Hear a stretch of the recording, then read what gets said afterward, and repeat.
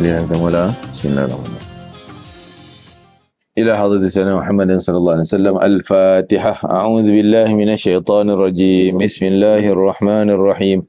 الحمد لله رب العالمين الرحمن الرحيم مالك يوم الدين.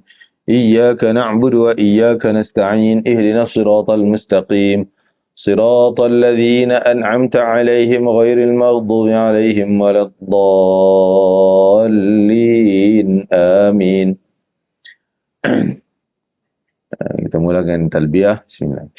Labbaik Allahumma labbaik. Labbaik la syarika laka labbaik. Innal hamda wan ni'mata laka wal mulk la syarika lak. Labbaik Allahumma labbaik. Labbaik la syarika laka labbaik. Innal hamda wan ni'mata laka wal mulk la syarika lak. Labbaik Allahumma labbaik. Labbaik la syarika laka labbaik. Innal hamda wan ni'mata laka wal mulk la syarika lak. Wa sallallahu ala sayyidina Muhammadin wa ala alihi wa sahbihi wa sallam. Walhamdulillah Rabbil Alamin. InsyaAllah hari ini kita bincang tentang tajuk ni, aurat, izin suami, taharah. Taharah berarti suci, dan salat. Dimasuk dalam slide kursus haji. Kenapa?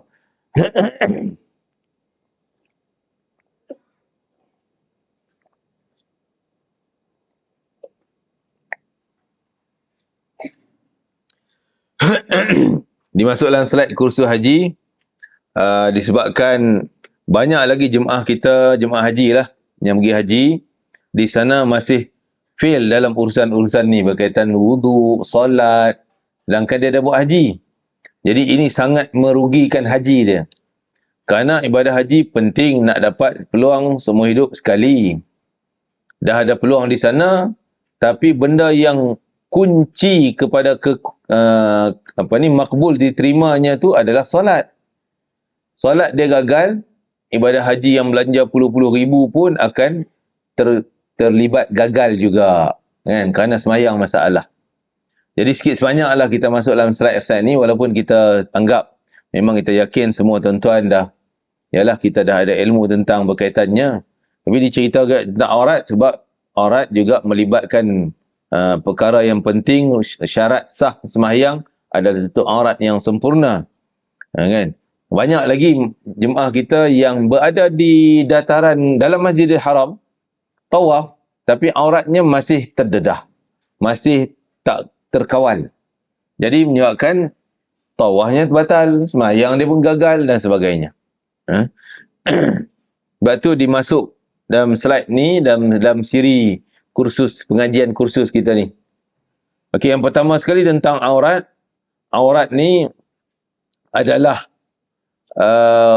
seluruh badannya perempuan, untuk wanita, kecuali bahagian muka, had muka sahaja, dan belakang tangan, bahagian belakang tangan, telapak, kita sebut telapak ni lah, telapak tangan.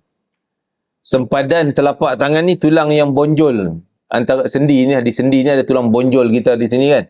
Tu dia punya borderline. Kedepannya tak dikira aurat, yang tak wajib tutup, tak wajib. Dan yang ke belakang sini, ke lengan, itu wajib ditutup dengan rapi, aurat. Semasa tawaf, semasa ibadah, solat dan semua ibadah kita di sana, termasuk walaupun kita tak duduk di kemah tak semayang. Itu aurat juga. Ya, kalau berdepan dengan lelaki yang asing. Terutama kita di Arafah ni, biasanya okey lah sikit, kita orang perempuan boleh lah buka tudung sebab kemah dia berasingan dengan lelaki. Kalau tuan-tuan ikut muasasah tabung haji, kemah perempuan memang dia asingkan. Satu kemah multi tent tu yang besar tu, satu kemah tu perempuan semua. Mungkin 300-400 orang masuk tu. Sana, satu sebelahnya laki semua. Jadi senanglah perempuan nak buka tudung, tak ada orang lelaki masuk, kecuali petugas, ataupun dengan kebenaran petugas perempuan. Kalau travel yang tak ramai orang, katalah dia mungkin 100 orang je travel dia. Dia tak boleh pisah lelaki tempat lain, perempuan tempat lain. Dia kena dibahagikan, contohnya kalau 100 orang mungkin kita katalah dua side tu, separuh dewan kita ni. Untuk jemaah dia sahaja 100 orang. Jadi dalam 100 orang tu ada lelaki dan perempuan. Terkadang inisiatif travel tu lah. Kalau dia tak pandai, dia biar je lelaki perempuan terdedah macam tu. Dia orang perempuan bayangkan berapa hari takkan nak pakai tudung je.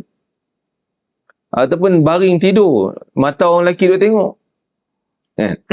Jadi ketika tu, kita lah tuan-tuan lah kena beri cadangan. Ustaz, kita pasang lah ni tirai sikit. Tu kena, orang kata apa, tak disediakan alat pengadang tu. Tak ada. Kita sendiri bercari tali, buatlah warna ikat mai. Gotong royong jemaah lah tolong-tolong. Kan? Itu nak ambil tirai ni apa? Ambil lah kain gebar kita. Kan? Selimut-selimut yang kita bawa ihram yang Isra tu, buatlah kepit jadi mengadang tu. Itu kalau travel yang tak ramai, dia bercampur kemah lelaki perempuan. Macam Wira Sarjana pun sama. Cuma Wira Sarjana yang kami, walaupun jemaah 800 orang, jadi dia bagi 800 tu satu kemah besar untuk muat 500, satu kemah kecil pula yang lain. Dua kemah besar, satu kemah kecil. Jadi satu kemah khas untuk perempuan saja, satu kemah lagi lelaki tak ramai, majoriti perempuan yang ramai. Jadi satu kemah lagi pecah, lelaki sebahagian, perempuan sikit. Masalah perempuan tu. Jadi kita buat mengadang bagi. Tapi kami perjalanan kami Wira Sarjana, kita tak duduk di Arafah, tak tidur. Tak ada satu malam pun. Kita sampai di Arafah pukul 9 pagi. 9 pagi dah 9 bulan. 9-10 pagi tu bah ulang alik hantar jemaah kita. Sekatalah 9 pagi mula sampai 9 bulan. Jadi kita tak tidur. Kan? 9 tu duduk dah standby, pergi tandai apa semua, makan, dah zuhur. Zuhur tu dah mula wukuf. 9 bulan. Dah zuhur memang tak tidur dah. Kita zikir-zikir sampai ke asar. Lepas tu bebas keluar zikir di luar. Lepas tu maghrib dah naik bas pergi ke Muzdalifah. Jadi kita tak tidur di kemah Arafah. Di Muzdalifah memang open. Seluruh dunia. Dia tak ada pengadang, tak ada dinding. Semua terbuka. Yang tu lagi pun kita di Muzdalifah, mungkin satu malam je, berapa jam je. Paling cepat kita sampai, bas pertama pukul 8 malam. Ataupun pukul 11 malam, ada 12 malam. Pukul 1-2 subuh nanti dah pergi kemah Mina dah. Jadi taklah tidur pun terpaksa tidur depan orang lelaki gitulah. Kan? Maksudnya kita hanya asing gitu je, tak ada pengadang. Di kemah Mina memang wajib pengadang sebab kita duduk 3 hari. Cuma pengadang di sana kemah kadang-kadang dia macam tu dan terdedah corong ni. Jadi orang perempuan kena hati-hati juga dalam bab aurat terutama nak pergi tandas. Tandas ni kadang-kadang tandas back-back kan, laki perempuan di belakang-belakang. Dengar seorang sana, dengar seorang sini. Jadi kadang-kadang orang lelaki tak ramai, orang perempuan menjajah 2, 3, 4 bilik tandas orang lelaki punya. Jadi sebelah-sebelah ada yang datang dah lah pakai tangan singkat. Jadi jangan macam tu. Pastikan aurat kita terkawal semasa haji. Jadi tu aurat. Ni tidak terima solat, tentang solat mesti tutuplah khimar. Ini sabda Nabi SAW. Aurat perempuan, kain yang pertama, kain baju iaitu kain baju dia lah, jubah dia tu, kena cari yang tebal, yang kira tak tembus, tak nampak warna kulit dalam dan tak nampak pakaian dalam. Ada yang berfashion pakai jubah putih, tapi bila duduk depan Kaabah kain jenis melekat apa? lekra ke apa, ini melekat ke badan tu. Nampak tali baju dalam dia, seluar dalam dia, masih nampak. Bukan nampak warnanya, tapi nampak melekat tu. Ya, jadi, ini masih tak bertepatan menutup aurat. Kalau semayang pakai macam tu, batal. Tak sah. Tawaf, lagi batal tawaf. Ya? Jadi, kena agak tebal yang kira-kira tak melekat di badan dan tak nampak bayang-bayang dalam. Terutama di tempat sana lampu, sini gelap. Jadi wayang kulit nanti. Kan? Nampak kaki dia, paha dia. Jangan macam tu ya. Sebab itu orang sana suka pakai hitam. Hitam ni dia lebih tebal lah sikit, tak nampak sangat dalam ni kan. Kalau putih, tambah kena air, melekat ke badan, menampakkan aurat. Ini masalah selalu berlaku pada kes perempuan. Walaupun orang lelaki wajib juga aurat dia. Terutama orang lelakinya, kain ihram kadang yang perut ke hadapan ni kan. Perut maju ke hadapan, kadang-kadang kain ihram dia melondeh. Nampak lubang pusat. Itu aurat dah. Kan? Ataupun waktu dia tunduk, belakang dia tu terlalu ke bawah kainnya. Dan kain atas ni kadang terselak-selak. Jadi, kita kena jaga. Dan kita pakai pula jenis, bukan kain pelekat kita tahu jahit sarung lah. Tapi yang jenis salah pakai ihram, kalau sekadar macam tuala kat bilik kita nak masuk tandas je, lipat macam tu. Langkah je tengah-tengah macam ni nampak paha kita. Kan? Jadi pakaian kain ihram tu kena hati-hati juga. Sama kadang lelaki panas dalam kemah-kemah, dia selak sekali sampai macam jadi seluar pendek. Selak sampai ke lututnya. Janganlah. Walaupun depan orang lelaki, kita kena jaga juga aurat dia. Perempuan, okey, muka je nampak dan tangan ni saja. Pastikan bawah dagu. Ni 1 inci, 2 inci. Yang sempadan perempuan ni tulang ni. Tulang ni. Ke depan tu boleh dedah, tak dikira aurat. Ke bawah ni, tulang ke bawah. Selalunya tudung perempuan pakai kat sini. Jadi ada 2 inci kat sini, 1 inci setengah yang nampak dagu. Itu kira aurat. Kena pastikan tutup macam ni. Bagi dia lebih ke dalam, lebih ke muka. Sangkut dagu tu. Ya. Ini terutama waktu solat dengan tawaf. Adapun waktu jalan biasa ni kadang-kadang ialah dia melorot ke kan. Itu dimaafkanlah. Tapi kena tutup juga sebenarnya, kena tutup. Tapi terutama waktu semayang kena melibatkan semayang tak sah. Dah aurat, begitu juga tawaf. Ni lengan kita perempuan, kalau jubah yang macam tangan saya ni terbuka, memang kena pakai hand sock tu. Tapi hand sock, kadang-kadang ada orang yang pakai hand sock tapi dia melorot sampai sini. Kan? Masih nampak. Ataupun dia tutup depan ni okey, tapi tangan dia, hand sock dia takat ni je. Ni baju sampai sini. Kan nampak ni bawah ni? Jadi kadang tak sedar lengan anda. Terutama waktu tawaf. Tawaf kan kita nak melambai, ada tempat yang Bismillah Allah Akbar. Tangan kita keluar. Keluar tu angkat ni, zap, terbawa. Bawah ni nampak. Kita tak sedar. Lebih baik cari jubah yang ni lah, berbutang di sini ke, yang ketat di sini. Supaya dia tak melorot ke bawah. Dan hand sock tetap kena pakai juga. Dan kalau boleh tutup hand sock yang agak, kalau nak tawaf dan semayang. Lebih berhati-hati, lebih cantik. Yang ada tali itu masuk jari ni. Bawah tak tutup. Atas ni dia kain dia lebih sini. Ada jual tu kan. Perempuan tahulah cari.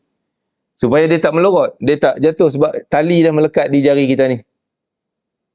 Kalau yang getah tu je kadang-kadang kita tarik-tarik tak sedar dah sini. Ya. Hati-hati. Begitu juga stokin. Stokin ni pastikan yang agak tebal dan tak terlalu singkat. Bagi panjang sikit. Sampai ke hampir bawah lutut tu. Kan? Kadang kain kita terselak. Kita nak naik tangga bas. Tangga bas selalunya kita melangkah. Dia akan ternampak betih kita belakang. Jaga tu. Semahyang pun kadang-kadang angin tiup. Waktu sujud, kena main angin ribut, selak habis. Jadi, sekurang stokin kita yang panjang tu membantu untuk selamatkan aurat. Dan ini contohnya lah, sama ada pakai berseluar lagi selamat lah. Kain bawah ni. berseluar ni kan. Kalau berjubah pun boleh, tak masalah. Tudung ni labuh gambar supaya senang nak semayang terus yang ni je. Tak payah semayang tukar telekung pula, kan? Jadi ini terus bawa ke semayang, bawa ke jalan-jalan biasa. Jadi kita galakkan supaya kuranglah pakaian. Kita nak buat telekung pula, lipat bolam beg tebal itu dah. Jadi sebab perjalanan kita Arafah, Muzdalifah, Mina, hand carry 7 kg itu je. Dia tak benar bawa yang lain. Jadi kaum perempuan ni tahulah, telekung lagi, baju-baju tu, baju ni. Memang tak muat 7 kilo tu. Tak muat. Tahu dah, kan? Jadi dia akan bawa lah satu, kita benarkanlah satu beg yang bertangkai gitu. Kan? Okey, bawa yang tu. Satu lagi. Jadi, dan susah lah bila naik atas bas nanti macam-macam. Ustaz nak tahu beg mana? Kadang bas, jangan bayangkan bas macam kita naik Madinah pergi Mekah. Bas tu ada perut dia kan, boleh taruh beg atas lagi. Tapi bas yang jalan ke Masyair ni tak guna bas tu. Itu kecuali yang high level lah, yang bayar mahal-mahal punya boleh dapat bas tu. Tapi biasa-biasa ni bas sekolah tahun 80-an tu yang kan. Kadang-kadang sekarang ni alhamdulillah dia pilih bas yang ada aircon lah. Kalau dulu yang tingkap je ni, cermin buat turun bawah kan. Kerkang tu kan. Itu je airconnya. Sekarang alhamdulillah dia wajibkan semua ada aircon walaupun baik buruk, tapi ada aircon. Jadi dia tak ada kompartmen beg bawah tu.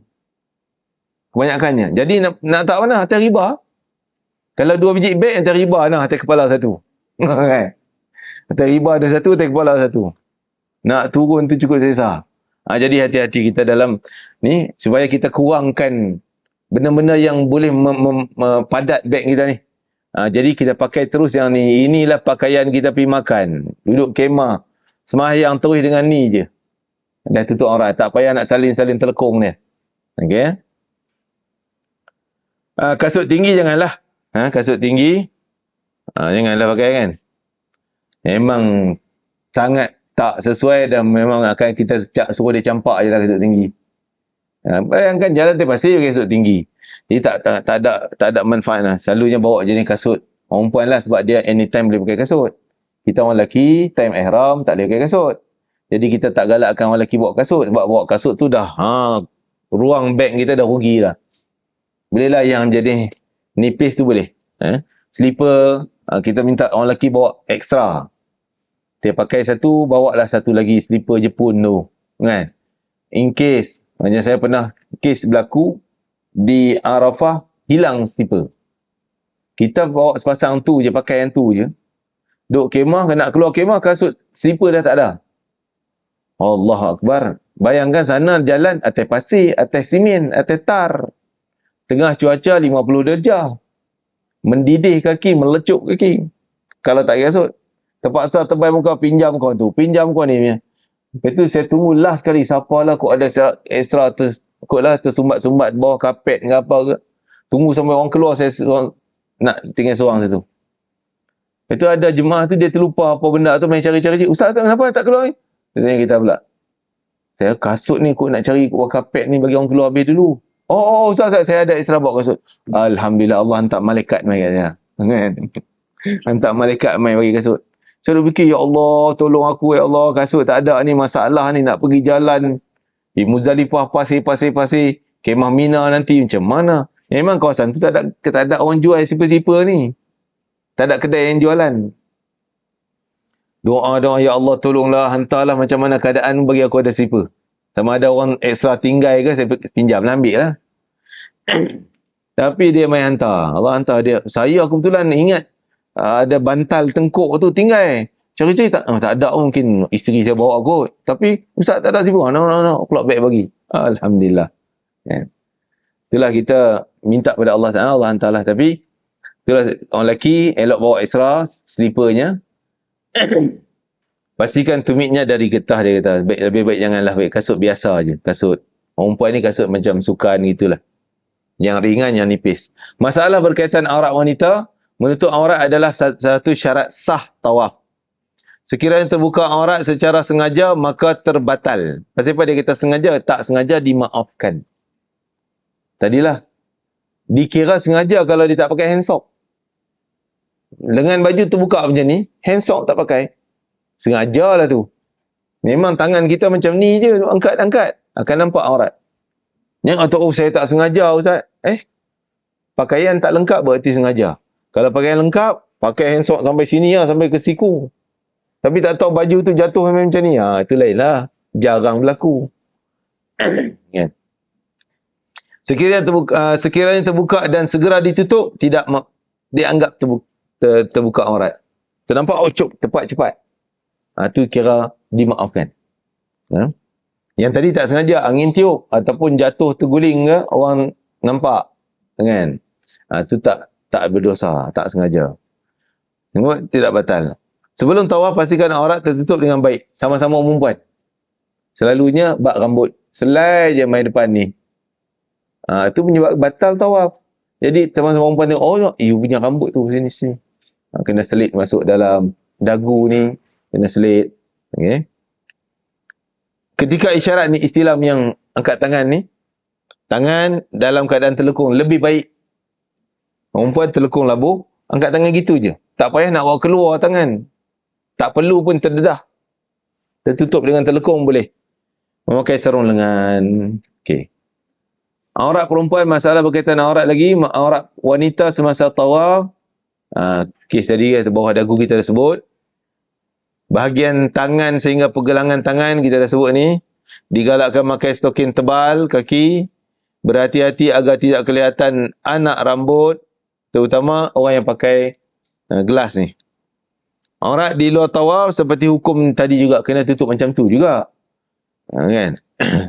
Sama ada wanita di depan wanita, sesama wanita. Tapi wanita dengan wanita taklah ketat macam tu. Cuma bahagian dada ke lutut ni. Itu tak boleh dedah juga. Kan? Sama wanita. Lelaki ajnabi, wanita dengan lelaki kena tutup rapatlah habis semua. Ajnabi ni maksud orang asing, bukan suami kita, bukan mahram kita. Dan wanita dengan mahram dia ada adab juga, kena tutup juga badan dia, sensitif tu. Okay. Menutup aurat tidak menjadi syarat sah sa'i. Sa'i tak ada masalah. Bukan tak ada masalah macam mana. Terdedah aurat tak batal. Tapi aurat tetap kena tutup. Dedah aurat berdosa. Tapi tak batal lah sa'i. Itu je. Wukuf macam tu juga. Muzdalifah sama juga. Mina, melontar pun sama. Dedah aurat tak membatalkan wukuf. Tak membatalkan Muzdalifah semua. Tapi tetap kena tutup depan mata orang. Kan? Semasa gunting rambut, tahallul, orang perempuan sukar sikit. Dia sendiri kena pandai-pandai buat pengadang. Carilah kain tarik lebar, 2-3 orang jadi pagar pegang itu. Ni. Kan? Kalau nak gunting banyak lah rambut, kalau sikit-sikit tu, pandai-pandailah dalam telekung itu je. Kan? Masalah berkaitan aurat wanita ketika dalam ihram, di bilik hotel. Walaupun sebilik perempuan semua, ya, kena tutup juga badan dia. Sampai ke lutut tu. Dalam bilik air hotel Arafah. Arafah kena, sebab tu orang perempuan lah queue paling panjang di Mina Arafah. Tandasnya. Sebab dia masuk, dia kena buka nak mandi kan. Buka dalam tandas. Lepas tu nak pakai lengkap dalam tandas. Jadi masa dia panjang. Tak macam orang lelaki. Orang lelaki keluar dengan tuala gitu je. Dia pakai baju kat luar boleh. Jadi queue untuk perempuan ni terlalu panjang. Kena pandai-pandai lah. Kan? Nak buat macam mana? Tu perempuan macam tu. Dia tak ada tempat nak salin di luar. Bila keluar tandas dah terdedah. Orang lelaki nampak. Nak salin. Macam mana? Kena semuanya dalam tandas. Jadi agak panjang. Di kemah Arafah Mina, aurat bersama suami mahram, aurat bersama lelaki ajnabi. Okay. Dengan suami memang boleh terdedah semua. Tapi bila dalam ihram, kan kena terkam kan? Kena terkam kan? Unta pula seekor mati. Unta yang mati. Laki terkam suami, isteri, unta yang mati. Okey. Dan ini had orang lelaki pula, auratnya antara pusat, aurat mukmin antara pusat dan lutut. Tapi bagaimanapun kita anjurkan jangan buka yang atas tu, walaupun ni badan kita ni selimut atas ni. Di depan orang perempuan, kadang dia pergi nak pergi ambil air panas. Keluar kemah, air panas kat dapur. Jadi jalan kaki jauh, lalu depan perempuan dengan ketiak terbuka gini, Allah. Kan? Malulah sikit. Walaupun dia tak rasa tak ada apa-apa. Tapi orang lain yang rasa segan, oh mak dia pakai macam tu. Jangan Biar kita sepanjang keluar kemah orang lelaki, dalam kemah boleh lah, kita panas-panas tu buka sikit. Kan? Tapi pusat lutut kena jagalah. Di luar, walaupun lalu celah lorong-lorong, kadang-kadang ada perempuan tu tempat terbuka. Jangan kita buka badan atas. Selimut juga. Walaupun dengan kain nipis. Sebab tu kita anjurkan tuan-tuan bawa sekurang-kurangnya selai kain pelekat yang ditetas benang jahitan tu. Jadi kain lepas. Selai pun cukup dah kot. Kurang-kurangnya bila panas, tak naklah pakai ihram tebal ni. Atas, selimut atas kita ambil nipis tu. Ataupun boleh beli siap-siap lah macam kain kapan tu lah. Kain putih kapan tu. Kan? Bawa yang tu. Standby untuk selimut atas. Memang panas lah. Kalau kita gunakan ihram kan tebal tu ala macam selimut tu. Itu mandi lah jawabnya. Kan? Mandi melitik peluk. Kan? Jadi bila panas sangat kita akan gunakan nipis selimut atas. Yang bawah tak naklah pakai nipis. Nampak pula bayang dalamnya. Kan? Kena jaga. Okey, sebaiknya memakai ihram dari rumah. Selepas stesen melepas semuanya ke hotel. Semuanya di luar pakai ihram mesti ada. Tidak disunatkan beritibak. Itibak apa dia? Membuka bahu kanan orang lelaki. Itibak. Pakai itibak. Jangan pakai itibak kecuali ketika tawaf nak mula di dataran tawaf tu dah. Pusingan pertama, kedua, ketiga. Itu je itibak. Ni kadang-kadang daripada airport Jeddah lagi dah itibak dah. Tu dia ni tawaf ke taman lah. Kan? Ini tawaf kedai mana pula? Tak sunat pun. Makruh hukum dia. Malah boleh diharam kalau orang terganggu. Kan? Orang pun duduk dekat-dekat, nampak bahu ketiak dia, Allah. Kan? Rasa malu sikit. Sila berurusan di luar bilik bagi jemaah. Contoh ni kalau muassasah yang nombor 3 ni. Kalau muassasah tabung haji, dia mesti asing. Tak ada bilik yang berdua suami isteri. Suami duduk tang lain, isteri bilik lain. Kadang-kadang satu level lah. Kadang-kadang tak sama level. Jadi kadang dia nak sembang dengan isteri dia, dia masuk bilik isteri. Tak boleh lah. Nak sembang isteri, suruh isteri keluar lah. Pergi bilik lain. Pergi pejabat ke tempat menunggu mana. Dia pergi sembang dalam bilik. Orang perempuan lain susah lah. Bilik kecil. Begitu juga isteri nak pergi. Contoh suami dia demam. Nak pergilah picit-picit Pak Haji tu sikit. Kan? Nak bawa minyak-minyak ubat ke apa semua. Nak masuk, minta izin dulu. Orang lain. Boleh nak masuk ni. Kalau orang lain rasa, susah saya. Tak payah. Jangan minta, jangan masuk. Biarlah. Dan kita faham, kita demam isteri. Allah, kalau kat rumah, isteri datang. Picit-picit, bagi ubat. Di sana jangan harap macam tu. Mungkin isteri pakai passing ubat kat luar je. Tolong bagi kat suami saya. Gitu je, tak boleh masuk. Tambah kemah open. Mina, Arafah. Jangan masuk nak jumpa suami. Jangan masuk nak jumpa isteri. Nak jumpa, pergi keluar. Dua-dua keluar. Kan? Ini berlaku. Sebab tu kita yang ni sangat ditekankan. Jangan masuk main cari laki dia, suami dia. Apa pun telefon je lah. Ataupun minta tolong orang panggil-panggil. Jangan masuk. Walaupun kita kata tak apa ni, alah orang lelaki semua kenal semua ni, masuk je lah. Tak ni.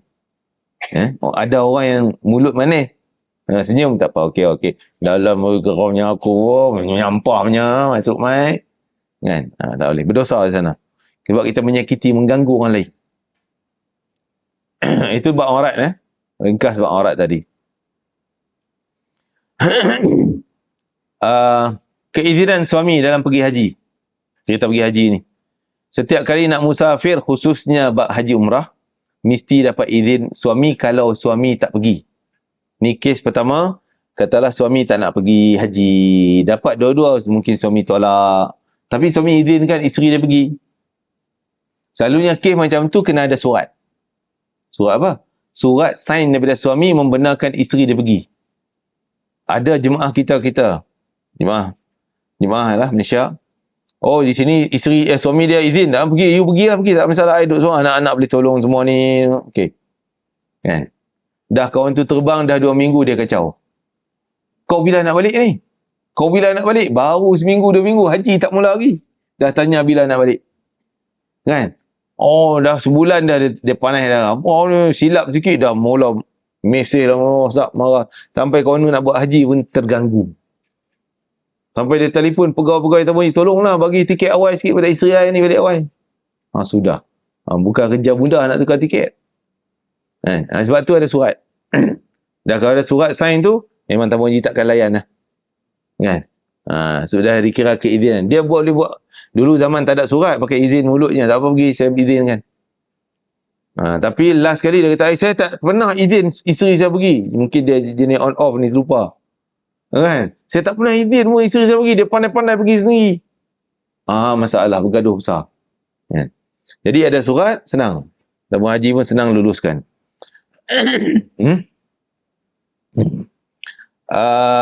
Okey. Ataupun kes kematian. Suami dia meninggal, bila tuan-tuan dah daftar, dapat tiket, dapat tarikh terbang, lagi 2 minggu suami meninggal. Yang tu, pergi jumpa tabung haji. Kalau tabung haji boleh uruskan untuk batal, tiket puan-puan, isterinya, dia batalkan. Kalau 2 minggu, ada masa lagi lah nak batal. Ganti orang lain. Boleh jadi lagi. Tapi kalau dah mula terbang, suami meninggal, memang tak boleh balik lah. Dah mula jalan. Yang tu, dia hanya dibenarkan buat rukun-rukun wajib-wajib haji sahaja. Benda yang namanya sunat umrah kedua, sunat umrah ketiga. Nak tawaf sunat, nak i'tikaf dalam masjid, jangan pergi. Semua tak boleh buat. Dia hanya buat benda yang berkaitan rukun haji umrah, wajib haji umrah je. Itu boleh keluar. Yang lain dia ulang milik je. Sebab dia dah mula hiddah berkabung kematian suami. Ya? Kalau belum terbang, kadang-kadang tabung haji dia, contoh 2 hari lagi, tabung haji batalkan. 2 hari dia boleh buat lagi kot. Dia boleh batalkan. Isteri tak pergi. Tapi dia ganti tahun depan. Automatik dapat. Yang risau. Jangan kata, Allah mak dia matilah pula, aku nak pergi haji. Tak boleh. Kan? Awak lah tak tunda mati 2 bulan lagi. Kan? Bukan urusan dia. Nak mati tak mati. Jadi kita hanya urus dengan tabung haji ni. Suami meninggal ni, surat dia apa semua, surat kematian, dia boleh batalkan. InsyaAllah tahun depan automatik nama kita dipanggil. Okey, kalau kematian di sana. Suami isteri di sana. Tapi suami dia meninggal, sama tadi saya sebut, dia hanya boleh keluar bilik untuk urusan wajib dan rukun sahaja. Adapun sunat, tak payah pergi. Yang tu, kalau dia tipu, orang tak tahu pun. Kan? Kadang-kadang ustaz-ustaz tak cam. Mana yang suami meninggal tahu? Kan? Dia pergi umrah sekali, umrah lawatan ke Jabal Lapan Nur pun dia pergi. Ni berdosa dia menanggung. Dosa tu dia tanggung lah. Dia sendiri kena faham lah, benda tu tak boleh pergi. Okay. Jadi kematian suami ni, hukum berkabung kematian suami, tak boleh keluar rumah. Isteri tak boleh keluar rumah. Ya, tak boleh keluar. Kerja macam mana Ustaz? Jabat. Kena potong, kena buang kerja nanti. Yang tu wajib kan?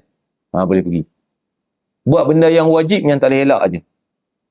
Yang benda boleh pergi pun tak apa, tak pergi pun tak apa, itu jangan pergi. Contoh nak beli barang lah, lauk-lauk, sayur-sayur. Orang lain boleh tolong, anak ke, dia tak payah. Ataupun ada function pejabat buat tahunannya, makan malam, dinner tahunan ke, itu tak payah, benda tak wajib. Tak boleh pergi. Tak boleh keluar rumah, duduk selama 4 bulan 10 hari. Itu hukum Islam lah, 4 bulan 10 hari. Tak boleh keluar.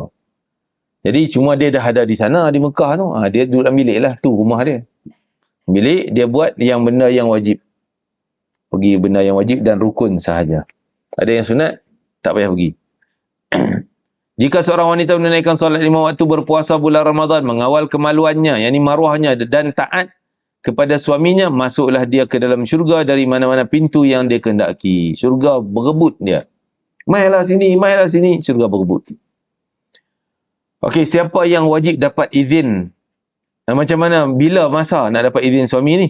Kalau haji yang wajib. Adapun haji yang sunat, kalau suami dia izinkan. Kena minta juga wajib sunat pun. Haji, nadar, haji qadha, semuanya lah kena minta izin. Wanita yang dalam iddah raj'i. Apa dia iddah talak raj'i? Talak 1, talak 2. Yang boleh rujuk balik. Yang ni pun kena minta izin mantan suami yang talakkan dia tu. Jangan kata, Ustaz, dia dah cerai saya, apa kaitan pula? Dalam hal ni, wajib minta izin juga. Wajib minta izin juga. Kena ada surat sign dia izinkan pergi. Kan? Kalau talak 1, talak 2. Sebab, mana tahu dia duduk sana, tadi suami nak rujuk ni. Mana nak rujuk? Kawan duduk Mekah dah. Kan? Jadi, kena dapat izin dulu. Kalau dia tak izin, tak boleh pergi ya? Tak boleh. Kan? Itu iddah dia lah, bagi yang iddah ni. Kena minta izin bekas suaminya. Kalau talak 3, yang memang tak boleh rujuk dah, yang tu tak payah minta izin. Tak payah minta izin. Tak ada kaitan dah. Nak rujuk macam mana lagi dah. Sampai 3 dah, pergi je lah haji. Ni talak bain. Talak bain maksud talak 3 tadi, yang tak boleh rujuk, tak perlu minta izin. Okay. Wanita berkahwin, jika tiada keizinan suami, mereka perlu memenuhi syarat berikut. Kalau tak ada izin suami, ada jugalah peluang pergi. Suami dia jenis tak peduli, sembahyang tak peduli, haji lagi tak pergi. Ada mahram yang menemaninya. Mungkin anak, mungkin saudara perempuan dia dan sebagainya. Yakin aman perjalanan. Jadi sekarang ni, katalah tuan-tuan perempuan lah, yang tak ada mahram ni, suami tak ada. Anak pun tak ada nak ikut. Dia seorang je dapat. Boleh pergi tak? Tu boleh. Sekarang ni kita boleh sebab dikira teman seperjalanan yang amanah. Yang pertama, aman dalam perjalanan. Belanja selama perjalanan tanggung sendiri, tidak menggunakan harta suami dan suami tidak memerlukan selama ia pergi. Haji yang dikerjakan tanpa izin suami, hajinya sah. Kalau suami tak izin, tapi dia pergi juga. Taklah dia macam mana sembunyi-sembunyi kes, dapat pergi. Suami dia marah, memang betul-betul tak izin. Jadi, haji dia sah. Tapi dia berdosa derhaka kepada suami. Pimai-pimai, dosa tu lagi besar daripada kerja haji dia. Kan? Dosa tu lagi besar daripada kerja haji dia. Wanita yang kematian suami, haram bagi wanita tersebut keluar rumah dan ihdad. Ihdad ni berhias-hias, berkabung ni tersebut. Wajib baginya menangguh pemergian haji. Tempoh tangguh tu. Dulu saya dengar seminggu. Kalau kematian sebelum seminggu, okey, boleh tangguh. Dah lagi seminggu, 6 hari, 5 hari lagi nak terbang, tabung haji tak boleh dah, tak sempat dah nak urus. Tapi tak tahu mutakhir ni keadaan ni macam mana. Mungkin 2 hari boleh lagi. Wallah alam. Okey. Tempoh iddah 4 bulan 10 hari. Yang kata tak boleh keluar rumah, tak boleh berhias cantik-cantik, tak boleh pakai yang menarik lebih pada orang lain, tak boleh. Ya. Sama 4 bulan 10 hari tadi. Walaupun kenduri kahwin, saudara dia, anak saudara dia kahwin, kenduri itu saudara dia lah yang buat kenduri, dia diharamkan pergi. Sebab kenduri, kewajiban kenduri itu agak longgar daripada kewajiban dia duduk dalam rumah. Lebih baik kena duduk dalam rumah. Faham kan? Sebab suami saudara dia faham lah, dia ni baru kematian suami, hukum dia demikian, tak payahlah suruh dia datang. Panggil bagi tahu aje lah, tapi tak boleh datang. Tambahlah kenduri arwah. Ataupun anak-anak kadang-kadang nak bawa mak dia pergilah jalan-jalan kat pantai ni ke, pantai ni ke, nak healing lah kononnya, kan? Tak payah nak healing, tak boleh. 4 bulan 10 hari Allah kata healing lah rumahnya, duduk dalam rumahnya. Tak boleh. Anak kena faham. Biar mak saya duduk seorang kat rumah 4 bulan ni macam mana? Awak lah kena balik pergi teman. Kan? Jangan bawa mak pergi keluar. Bawa mak pergi rumah awak. Tak boleh, dia tak boleh keluar. Awak lah main duduk sini teman. Jadi gitulah hukumnya. Ni dari sudut hukum Islam. Wajib baginya menanggung pemergian haji. Okey, kalau tadi terlibat. Boleh lagi, kematian suami di tanah suci. Harus bagi wanita tersebut mengerjakan ibadah haji dan umrah. Teruskanlah. Yang wajib-wajib tu.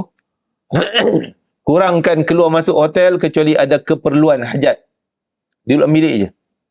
Kecuali nak makan mana dalam bilik orang tak serve. Tu kena pergilah kan. Ataupun apa lagi?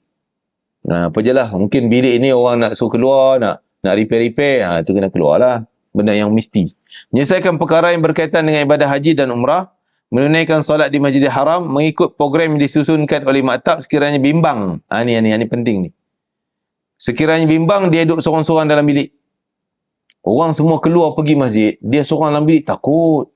Nanti kang bellboy main buka kunci ke apa, dia duduk risau, jadi takut. Kalau takut, boleh keluar ikut sekali.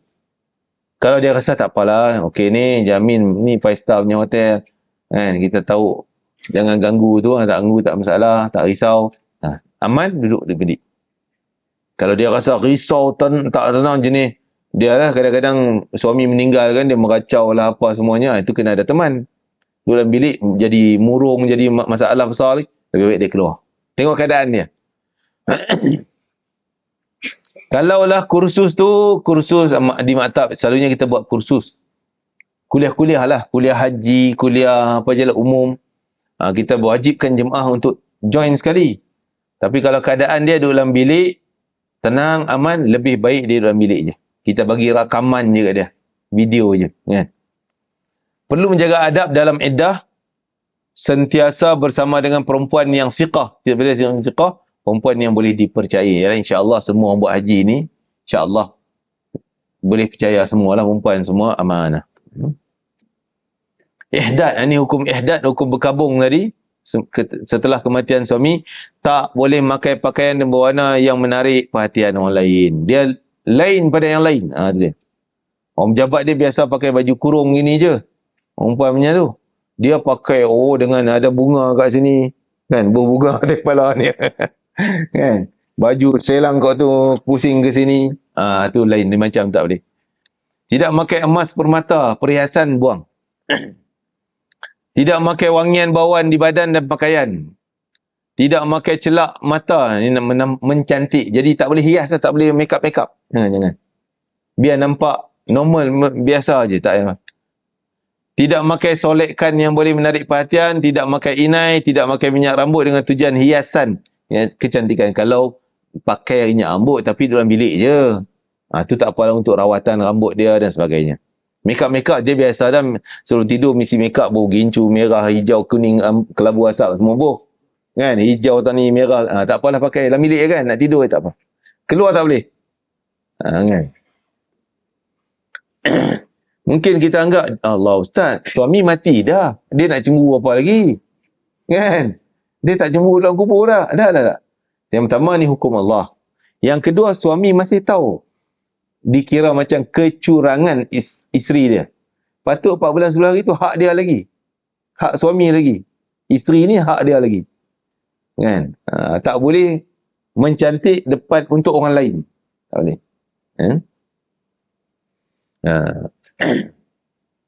Okey, lagi kesimpulan mengenai izin suami untuk haji, umrah wajib, umrah sunat.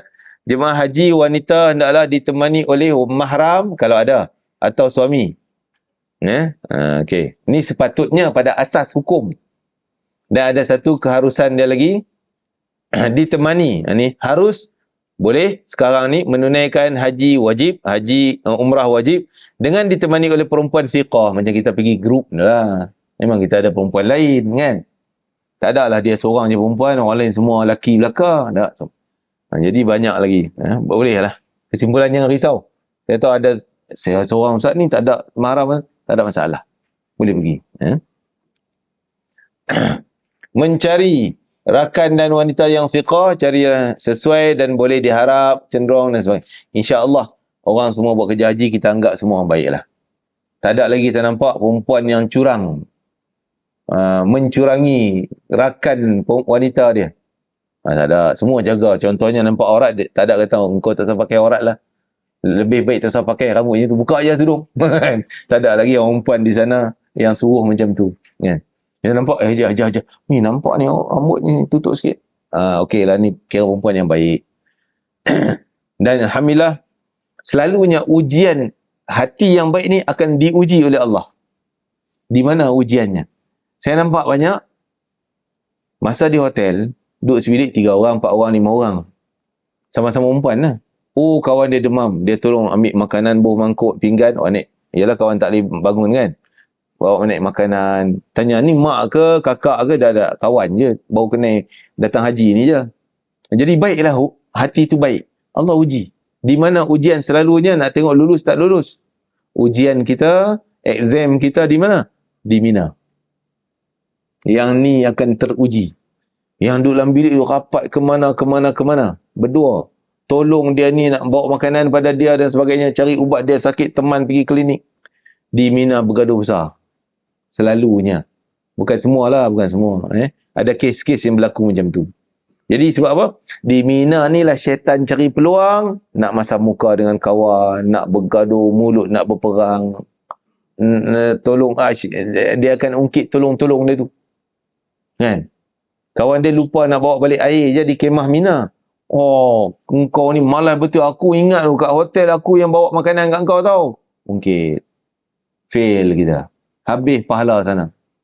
Engkau ni malasnya nak bawa ni. Aku dulu tolong engkau cari ubat engkau. Habis, rugi. Jadi di Mina tu tempat medan perang syaitan nak hancurkan haji, tuan-tuan. Sebab tu di Mina perlu sangatlah kekuatan sabar. Berlaku memang kita sakit hati. Berlaku kawan buat macam tu, kenapa dia buat macam tu. Tapi bila kita sabar, Allah cop mabrur. Itu. Kalau kita lulus yang tu, cop terus mabrur. Kan? Dapat yang terbaik terus. Kalau tak lulus, habislah besar kita. Sebaik-baik sahabat di sisi Allah ialah orang yang terbaik terhadap temannya. Dan sebaik-baik tetangga, jiran, di sisi Allah ialah orang yang terbaik terhadap jiran dia yang sebelah. Okay. Begitu juga kita main peranan hubungan jiran bilik ni. Bilik-bilik. Kadang-kadang berlaku juga kes nak bergaduh dengan bilik ni dan sebagainya. Kan? Kadang kita tengok, okey ni pasangan, 3 pasangan, masuklah suami 3 orang sini, isteri 3 orang ini, bilik bersebelahan, bilik berdepan. Dia bergaduh seorang je. Kan? Suami isteri. Lepas itu melibatkan kawan tu, melibat kawan ni. Kadang bergaduh dalam bilik lelaki sama lelaki. Dah seberang sini pun menjangkit. Suami kau lah punya pasal. Suami kau lah punya pasal. Dia bergaduh juga. Kan? Nanti benda-benda macam ni, dia tak boleh puas hati. Ada, saya tak nak sebut lah kan. Satu jemaah, bukan tahun ni, tahun dulu. Dia masuk dia kata, Allah, siapa isap rokok ni? Dia bising satu hotel. Pergi ke reception. Pergi jumpa manager. Jumpa ustaz. Marah ustaz. Kali-kali dengan ustaz kena marah. Apa ustaz ni pilih hotel lah. Asap rokok masuk. Isap rokok masuk. Ventilation masuk. Aircon main. Kita pergi bilik dia. Tak ada bau rokok. Pelik. Saya pun pelik. Saya sendiri pergi ni. Saya kena serang dengan dia. Ustaz ni tolonglah. Report ni bagi tahu. Jangan isap rokok ni.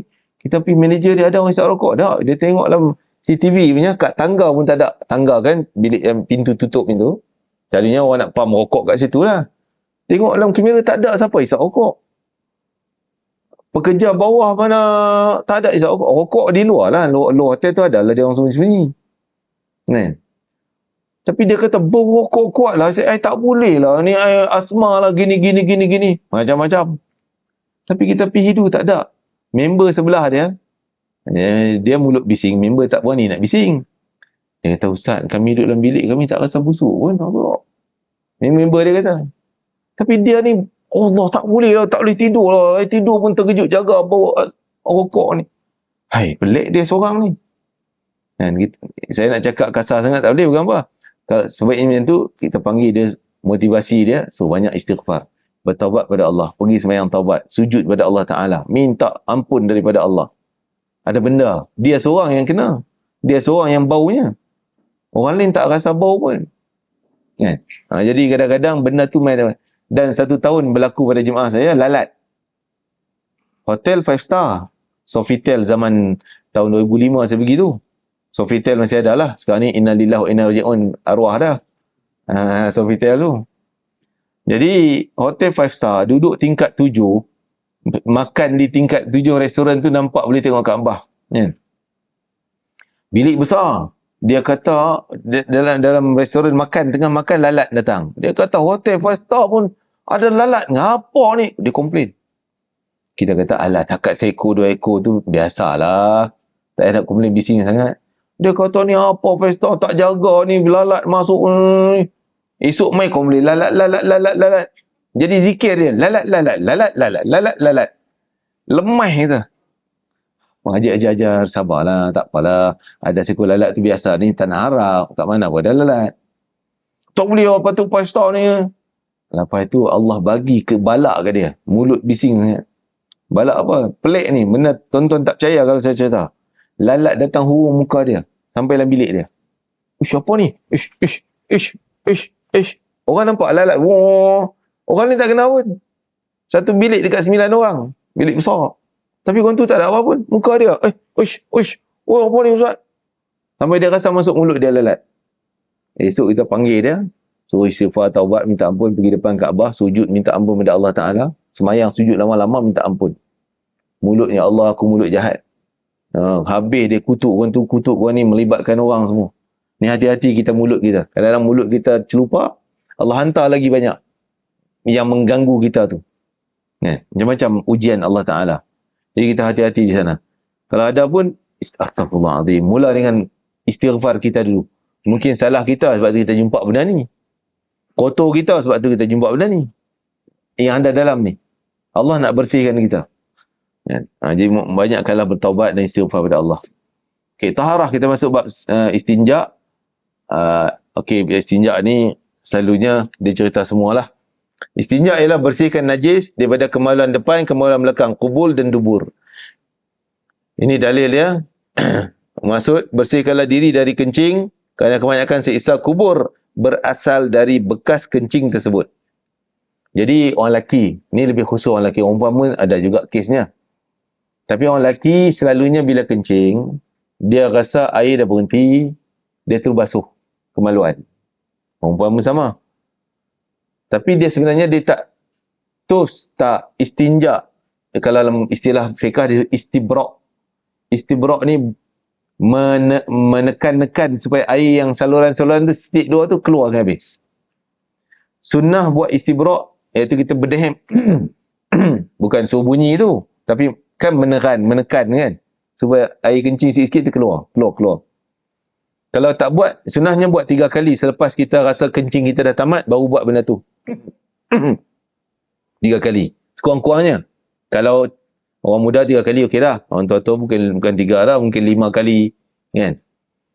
Jadi kalau tak buat benda tu, katalah air kencing meleleh setitik pun kena kain ihram. Semuanya batal dan dia berdosa besar. Dosa kerana tak istibrak. Kalau dia dah istibrak 3 kali tadi ni, dan 3 kali, tapi masih ada kencing menitik keluar, dia dimaafkan. Sebab dia dah buat. Kan? Tapi kalau tak buat, keluar, dia terlibat dosa besar. Sebab tu ada kisah, Nabi lalu di kubur, kanan ada kubur, kiri kubur. Nabi kata, dua-dua kiri kanan kubur ni sedang kena siksa. Dalam kubur ni. Nabi suruh ambil pelepah tamar, yang hijau tu tanam kat kubur satu lagi. Supaya pelepah tamar ni masih hijau, masih basah, dia sedang berzikir pada Allah. Mudah-mudahan zikir daripada pelepah tamar, daripada tumbuhan tu, memberi kesan yang baik pada orang dalam kubur, kurang sikitlah azab dia. Sebab dia kena azab. Sahabat tanya, kenapa ya Rasulullah azab? Sebab apa? Yang seorang ni azab kerana dia tak istibrak selepas kencing. Tak tadi ni. Kan? Dia basuh, tapi tak istibrak. Dosa. Dan seorang lagi kerana bawa mulut. Kita kata bawa mulut ni istilah jadi batu api, laga-laga orang dan sebagainya. Dua-dua ni kena seksa. Tu mukjizat Nabi lah, boleh tahu apa yang berlaku dalam kubur. Kita kena istibrak. Lebih lagi orang lelaki kena hurut. Mak orang cerita lah sikit. Lurut. Bukan aurat. Urat kencing, saluran kencing tu. Yang keluar air tu. Urut sikit supaya titik 2 tu keluar. Tak kena seluar kita, kain ihram kita nanti. Wuduk. Okey, tentang wuduk. Niat, ni rukun wuduk. Rukun yang mesti buat tak sah wuduk kita. Yang pertama, kena niat wuduk ketika mula basuh muka. Saja aku mengambil air sembahyang ataupun ambil wuduk kerana Allah Ta'ala.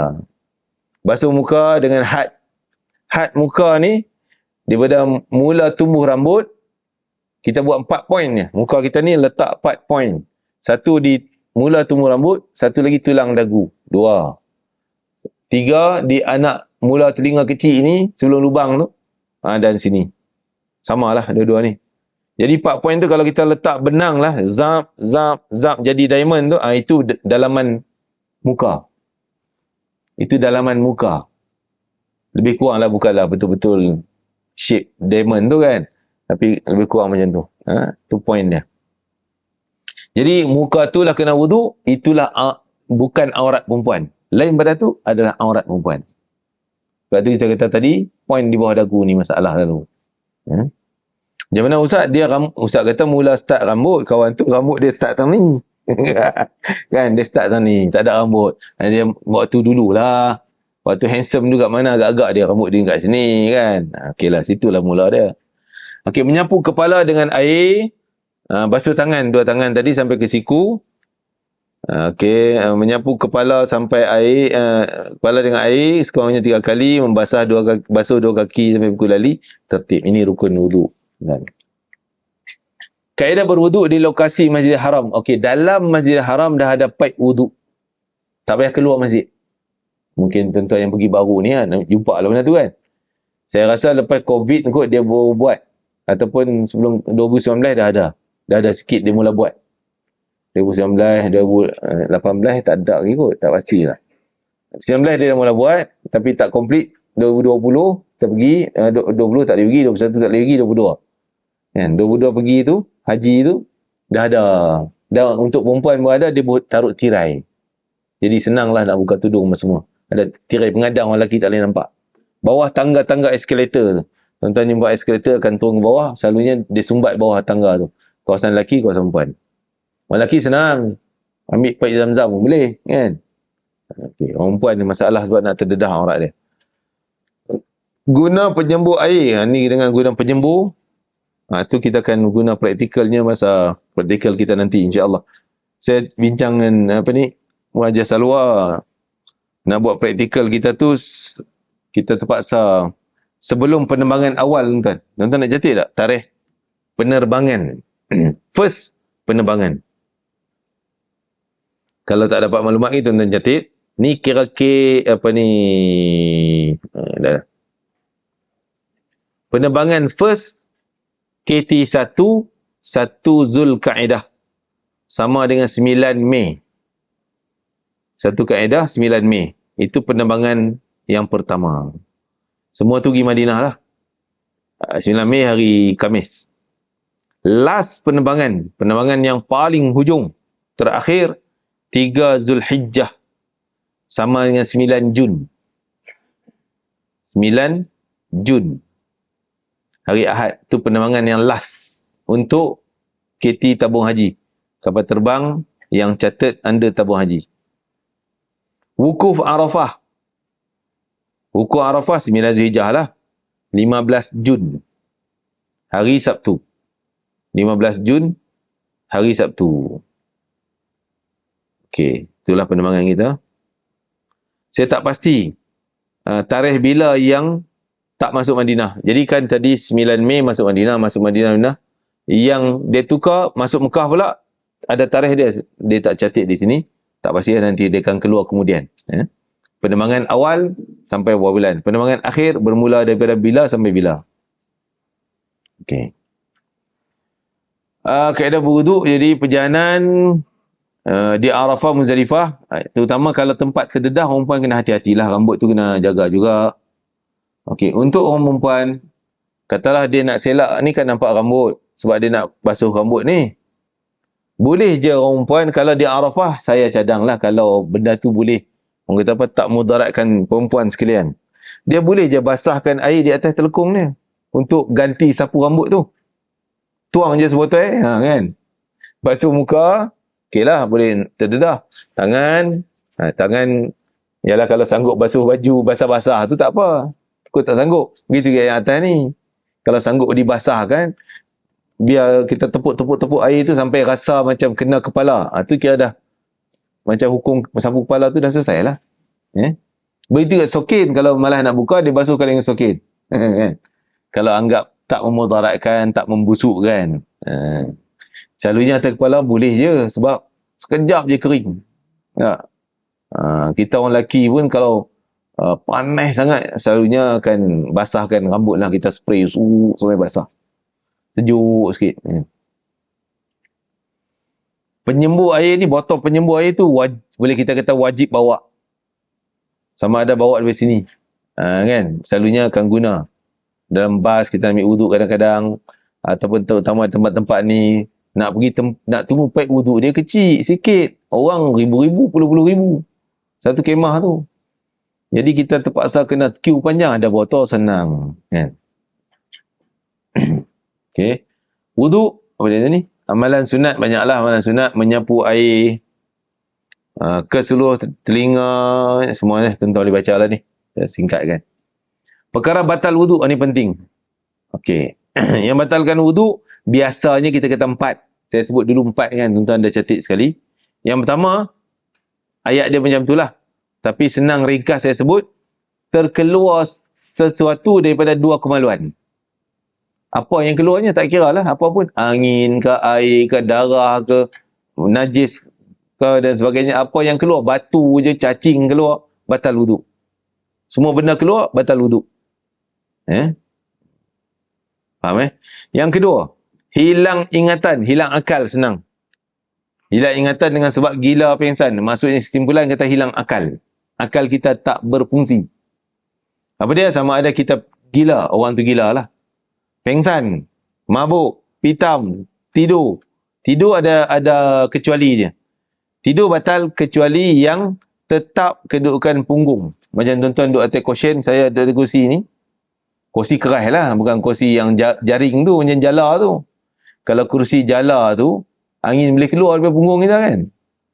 Keluar. Kalau nak terkeluar, dia keluar. Tapi kalau cushion ni, kursi ni rasa tak keluar kot. Boleh try lah. Jangan try lah. Dia kalau nak terkentut tu, tak keluar lah, tertahan sebab kita punggung kita rapat. Begitu orang lelaki faham dah benda ni. Sebab dia khutbah selalu kan. Tapi khutbah imam Assalamualaikum dia mula. Jalan lah. Orang lelaki dah praktik selalu lah. Kan? Mula khutbah dah jalan lah dia pun. Jadi yang tu kedudukan dia tak batal wuduk. Tapi kalau menyenggeng, contoh kita ada meja macam ni ke, kita senggeng macam tu, terangkat punggung kita. Tak rapat ke papan, ke lantai. Tu batal. Walaupun tak kentut. Kita tidur, kawan sebelah kata, kau tak kentut pun. Tapi dah tertidur kan, batal. Batal. Sebab punggung kita dah terangkat. Itu bab tidur. Kalau pengsan tak boleh. Dia duduk macam tu, tapi pengsan. Bukan tidur, pengsan. Tu batal juga. Walaupun punggung dia rapat. Ni bab punggung rapat ni hanya untuk tidur je. Gila tak boleh, batal juga dan sebagainya. Okey, yang ketiga. Sentuh kulit laki kepada kulit perempuan. Kulit kena kulit, laki perempuan yang bukan mahram. Termasuk suami isteri. Suami isteri itu bukan mahram sebenarnya. Pada asasnya dia bukan mahram, sebab tu dia boleh kahwin. Kalau mahram, tak halal kahwin. Abang dengan kakak tak boleh. Kan? Jadi suami isteri dikira bukan mahram. Tapi ni ustaz nak pergi haji kira mahram. Itu mahram lain, bab haji. Bab musafir itu lain. Dengan tidak berlapik, maksudnya direct langsung kulit kena kulit. Bila sebut kulit kena kulit, terkeluarlah kulit kena rambut. Tak kira, tak batal lah tu. Kita cik isteri main janggut suami. Batal tak? Tak batal sebab bukan kulit. Kulit dia kena janggut. Kulit lelaki kena tangan lelaki, kena main rambut isteri. Tak batal. Lagi, pegang kuku dia panjang, dia main kuku dia. Tak batal. Ada lagi? Ada gigi. Mana? Gigi dia besar ke depan, sentuh gigi dia. Tak batal. Lagi, ada lagi. Mata, bola mata dia, mata besar itu, cocok mata dia. Tak kena kulit kelopak mata. Tak batal. Kan? Yang batal kulit kena kulit. Kan? Tanpa berlapik. Okay. Sama ada apa tu? Ialah yang bukan mahramnya. Yang keempat, menyentuh kemaluan dengan tapak tangan. Dengan tapak tangan. Tapak tangan sahaja. Mana tapak tangan? Ini depan ni lah yang tuan nampak ni. Kalau kita terlangkup dua tu, yang sentuh menyentuh tu dah kira tapak tangan. Maksudnya yang tepi ni tak dikira, tak termasuk dalam tapak tangan, kan? Sebab kita buat itu tak menyentuh-nyentuh, kan? Ni celah ni. Okey, tapak tangan kena kemaluan depan atau belakang, laki perempuan. Sama ada ya tapak tangan laki kena laki, contoh dia anak dia kan? Ataupun perempuan ke perempuan, batal juga wudu. Dengan perut anak jari dia sebut, istilah perut anak jari ni. Kalau tapi kurang tepatlah kita guna istilah perut anak jari. Kalau perut anak jari sini je, ini tak dikira, kan? Senang kita buat telapak. Yang jari ni pun kira yang sampai ke sini ya. Yeah. Kalau sentuhan tu daripada belakang macam ni, tak batal. Sama ada kemaluan sendiri atau orang lain punya. Okey, yang depan kita faham. Mau kita hukum ni kita cerita terang lah. Yang lelaki tu kat mana hadnya? Senapangnya kah? Kan? Atau bolanya kah? Jadi yang batal tu hanya senapangnya. Adapun bola dia tu tak batal. Wuduk tu tak batal. Makruh hukum dia. Okey, kalau belakang punggung kita diambil kira ketika tuan-tuan berdiri, diri tegak, yang tertutup itu tempat kawasan kalau kita sentuh batal. Faham tak? Tempat yang memang berdiri pun terdedah je. Tapi contoh pinggul kita tu, yang tu tak batal pun. Waktu kita berdiri tegak, yang terlangkup masuk dalam tu, yang tertutup, yang tu kalau kita sentuh batal. Okay. Yang kelima, murtad, na'udzubillah, keluar Islam, batal wuduk. Cuma kita tak masuk dalam 4 tu sebab kita detailnya 5 lah. Ni jarang-jarang lah, kan. Tapi batal wuduk. Walaupun ni khilaf ulama' sebenarnya murtad. Sebagian ulama' mengatakan murtad tak batal wuduk. Tayamum batal. Wuduk tak batal. Jadi nombor 5 ni jadi khilaf, orang kata khilaf ulama'. Okey, kita berkaitan dengan haji. Dalam 4 ni, semi 4 ni, yang berkaitan dengan haji, fokus kita bab nombor 3 ni. Sentuh kulit lelaki, kulit perempuan yang bukan mahramnya, tanpa berlapik. Yang ni dikecualikan. Satu tu je, dikecualikan. Kira tak batal, senang. Di mana? Di masjid saja ke? Tak. Sepanjang pakej tuan-tuan. Naik kapal terbang KLA, berapa bulan? Tadi 9 Mei contohnya.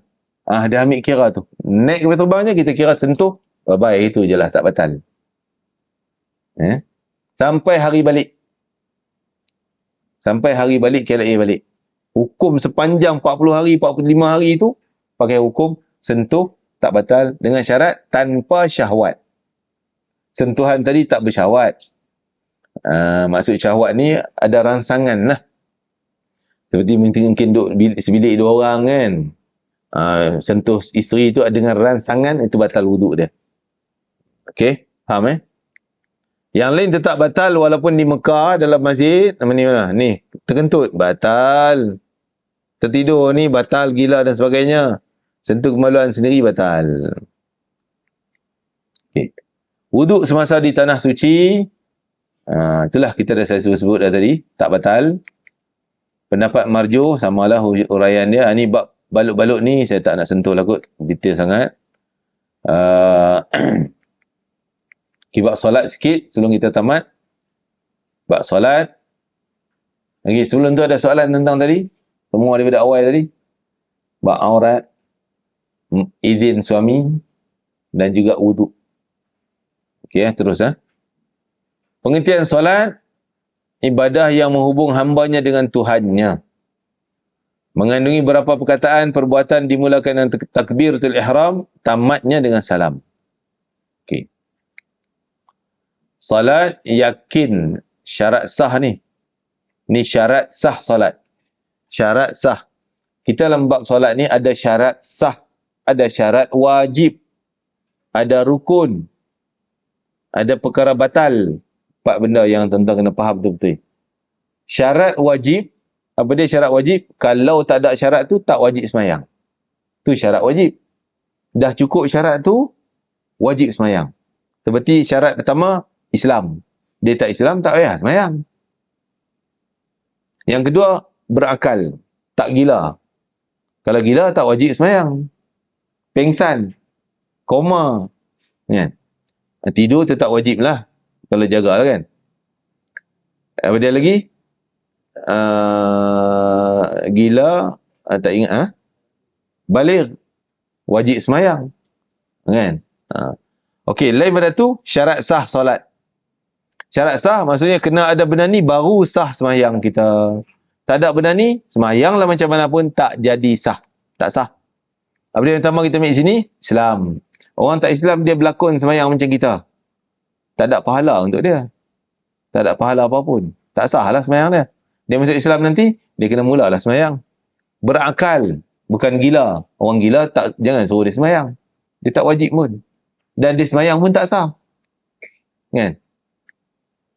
Suci daripada hadas kecil besar.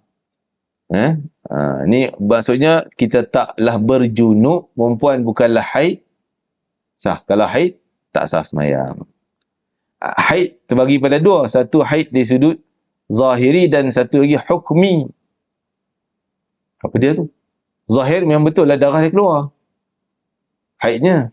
Kan? Memang time dia haid dan darah mengalir. Basah seluar dalam dia ataupun tuala tu. Dengan darah. Satu lagi haid hukmi, dia sudut hukum je dia haid tapi darah tak ada. Macam mana? Contoh hari pertama dia ada darah. Hari kedua adalah lekat dekat dia punya pad dia tu. Tuala dia. Hari ketiga tak ada lekat. Hari keempat tak ada lekat. Hari kelima ada balik. Jadi 3 dengan 4 tadi dia sudut hukum haid juga. Walaupun tak ada darah pun. Mai yang kelima baru ada darah. Contohnya macam tu. Okey, haid. Dan berwuduk. Tak ada wuduk, tak sah lah. Batal wuduk, tak sah sembahyang kita. Okey, tadi kenapa mungkin tuan-tuan tertanya-tanya, saya buat pandai-pandai mereka soalan lah. Kan? Kenapa di Mekah kita boleh pakai hukum, sentuh lelaki perempuan tadi tak batal? Kat Malaysia buat yang tu boleh tak? Kita kata tak boleh. Sebab yang pertama kita bermazhab Syafi'i. Dalam hukum mazhab Syafi'i kita akan pakai hukum yang paling sahih. Hukum yang paling sahih, sentuhan lelaki perempuan batal terus. Tak sengaja pun batal. Tak bersyahwat pun batal. Yang bukan mahram lah. Okey. Tapi di Mekah sepatutnya kita pakai hukum tu juga. Sentuh batal ambil uduk. Sentuh batal ambil uduk. Tapi jadi sukar. Payah nak kontrol. Susah nak ulang wuduk. Tempat wuduk tak cari ke mana. Sekali datang pula, sentuh pula. Tambah tawaf. Campur lagi perempuan. Dia orang duk fikir macam mana formula nak pisahkan lelaki dengan perempuan di ketika tawaf. Tak jumpa lagi formula. Tak jumpa. Buat macam ni tak adil pula. Contoh nak bagi lelaki paling dekat dengan Kaabah. Perempuan jauh sikit. Kesian kat perempuan, pusingan dia besar. Nak bagi lelaki, kesian lelaki, pusingan dia besar. Celaru juga. Jadi nanti orang yang duduk dalam tu, nak pergi pun kena lintas juga. Jadi fikir tak ada formula lagi. Kecuali dia buat 2 tingkat lah kot. Macam dulu ada pelantar kan. Pelantar. Pelantar, dia panggil mataf tu. Kita boleh tawaf 2 tingkat di atas keliling Kaabah. Itu dulu pernah dia fikir nak bagi orang perempuan duduk atas, orang lelaki bawah. Orang perempuan komplain pula, kami tak boleh cium Hajar Aswad. Marah juga. Tak jadi juga. Jadi tak ada lagi lah. Tak jumpa lagi formula yang boleh asingkan lelaki perempuan ketika tawaf. Waktu sembahyang dah boleh. Jadi sentuhan tu akan berlaku. Mustahil kalau orang jalan tak sentuh perempuan. Kita kata mustahil. Keadaan orang macam ni sesak. Boleh Ustaz. Orang perempuan kan semua tangan dalam. Muka ni boleh kawal lah kan. Orang tak sentuh muka kita. Ini orang Malaysia. Orang mazhab Syafi'i. Kena mazhab Hanafi. Kaki dia tak kira aurat. Dia jalan, dia sepak kaki kita, ayah-ayama. Lama. Perempuan Hanafi. Mungkin Bangladesh, India sebagainya. Dia pijak kaki kita. Kan? Jadi, tak boleh kawal lah, senang. Payah sangat. Dia ambil kelonggaran mazhab Syafi'i, kaul yang lemah. Tadi kita pakai kaul yang sahih. Sentuh pun batal ambil uduk lain. Tak sengaja pun. Tapi yang lemah, sentuh tanpa syahwat, tak batal. Kita ambil yang tu untuk kurangkan risiko kita, kepayahan, kesusahan kita berada di Mekah. Sepanjang perjalanan tu jadi susah sebab orang juta-juta tu kumpul di sana. Kita sini boleh kawal, setakat Masjid Al-Falah datang 50 orang, 100 orang, 200 orang. Boleh jarak-jarak, tak sentuh-sentuh. Boleh kawal, kita pakai hukum yang ketat sikit. Okey. Ya? Ya.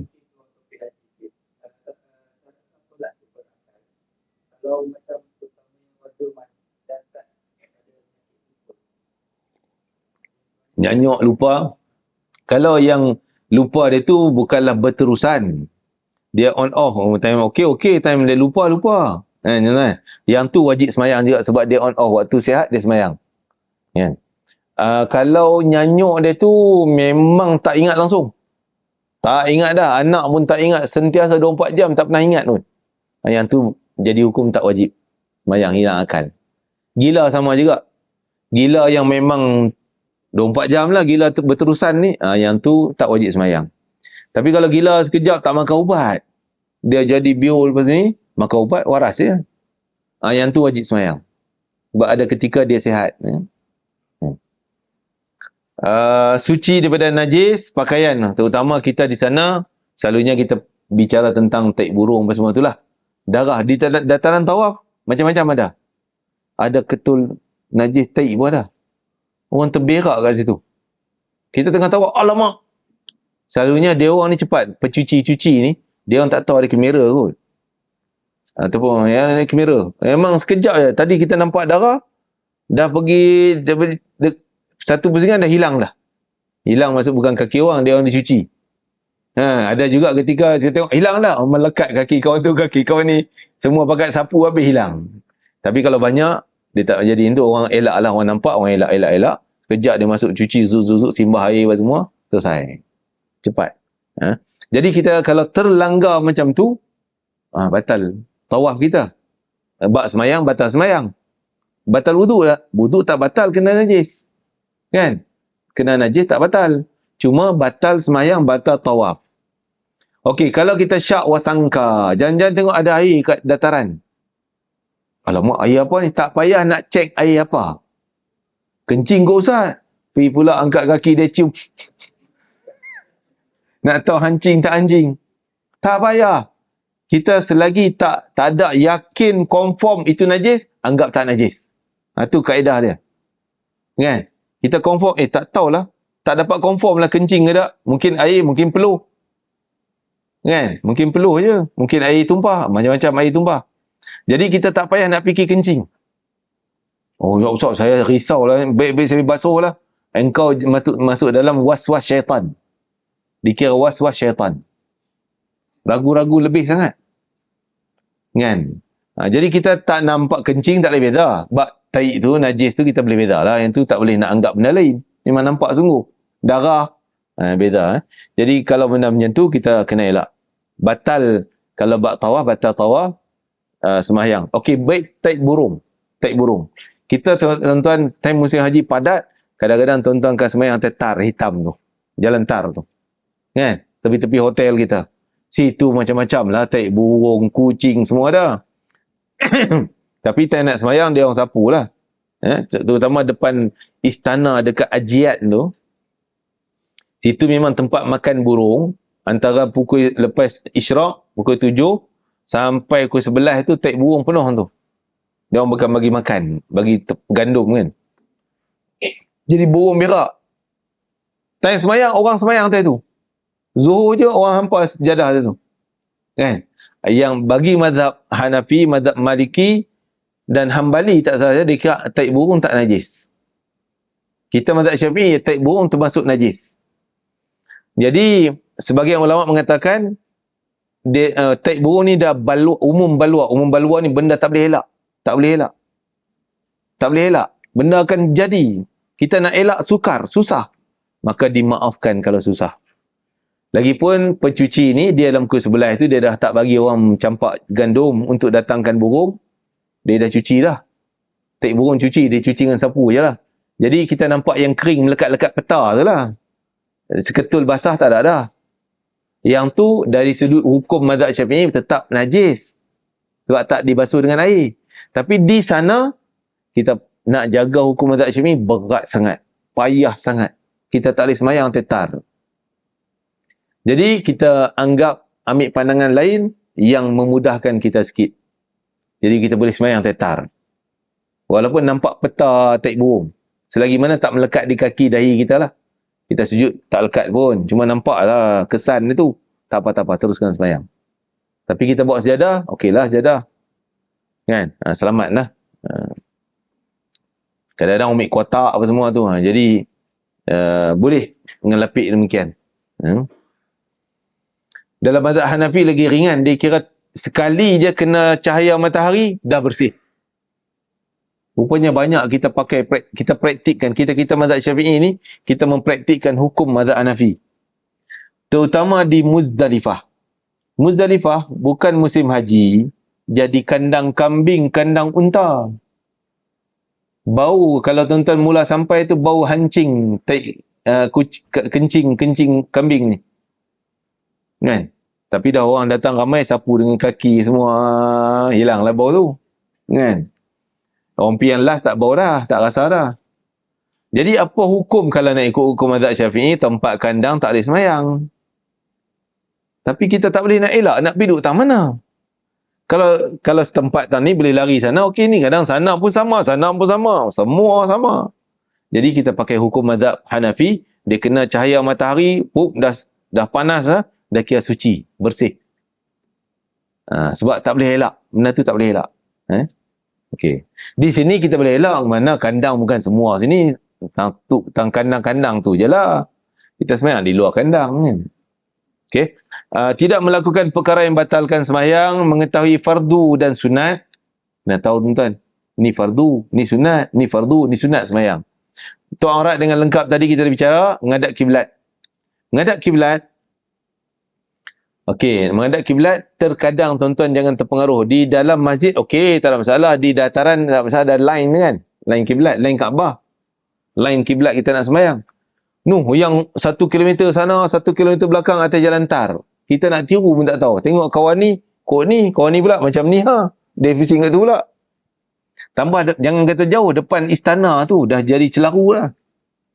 Atas jalan tar tu dia tak ada line. Atas maba dah line. Di kawasan ajiat tepi-tepi dah celaru dah.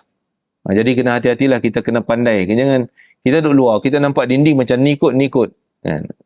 Kita kena pandai-pandai menentukan kedudukan semayang kita tu. Jadi kalau kita dah semayang, jangan ragu-ragu. Kita semayang tadi, yakin tengok dia online dia ni sampai sana, kau ni. Macam ni. Kita yakin lah semayang sampai habis 3 rakaat maghrib, Isyak 4 rakaat selesai. Selesai semua. Sagi balik ragu-ragu. Aku tadi betul tak betul? Yang ni tak betul je. Tak fikirlah.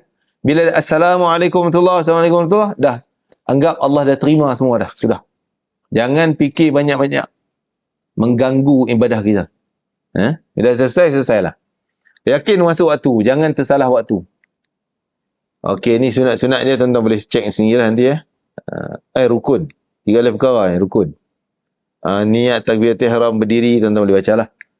Okay. Batal, perkara yang batalkan, bercakap dengan sengaja, walaupun satu perkataan yang ada makna. Pi tu dah ada makna. Pi tu pergi kan. Satu perkataan. Kan. Walaupun kita dalam Melayu kalau satu huruf tak ada makna kan, satu huruf. Dalam bahasa Arab satu huruf pun dah kira satu perkataan. Tapi satu huruf Arab kita Melayu dah jadi 2. Macam tadi qi, qaf baris bawah, qaf satu ketul je, satu huruf je baris bawah. Itu makna berhati-hati. Qi, berhati-hati. Makna dia. Fi, lengkapkan, sempurnakan. Satu hurufnya. Jadi, satu huruf pun batal. Kalau sengaja. Kalau melatah, cot. Kan? Opot. Nampak lipas lalu depannya. Hop. Itu tak batal. Tak sengaja. Tapi jangan banyak sangat. Pecot. Lipas ni tak ada jalan tempat lain. Tani lipas. Letih kat lipas pula. Marah lipas. Batal semayang. Tak sengaja Ustaz, saya terlatah. Batal buat lain. Banyak sangat dia punya huraian itu. Kedatangan hadas kecil ada besar. Terkena najis batal. Terkena najis batal semayang tapi tak batal wudu. Ini pun banyak orang celaru juga. Masih ada jemaah kita yang tak tahu, dia terpijak burung dia pergi keluar ambil wuduk lain. Kan? Basuh je. Terbuka aurat dengan sengaja. Kalau tak sengaja, cepat-cepat tutup. Berubah niat, berpaling badan dada daripada kiblat. Jadi, yang wajib menghadap kiblat, dada kita. Jangan dada macam ni. Lari daripada kiblat. Muka tak apa. Contoh ada orang jenis semayang, dia tengok orang. Bismillahirrahmanirrahim. Ar-Rahmanir-Rahim.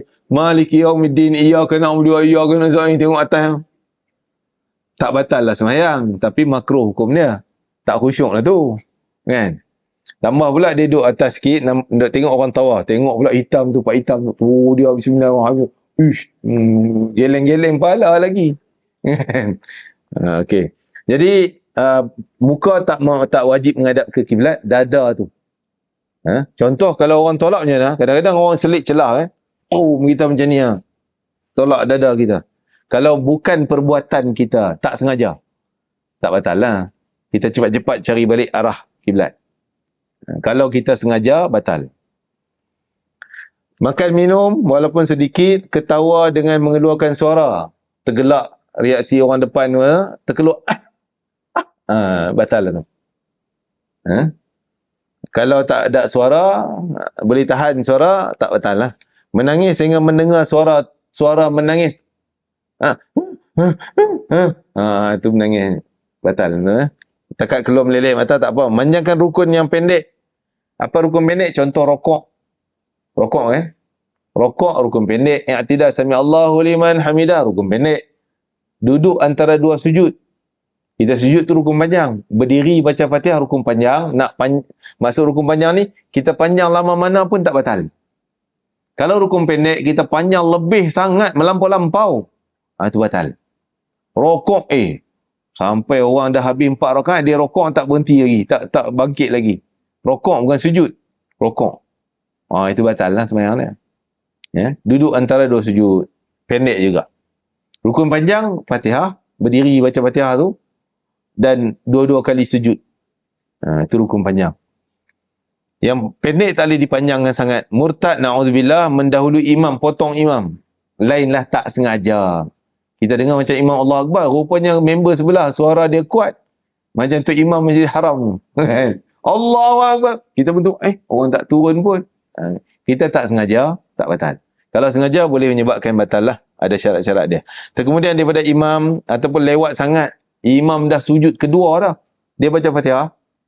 Imam rokok, bangun, duduk sujud pertama, nak sujud kedua dah. Dia Fatihah duduk. Iyyaka na'budu. Tak habis-habis lagi. Batal semayang dia.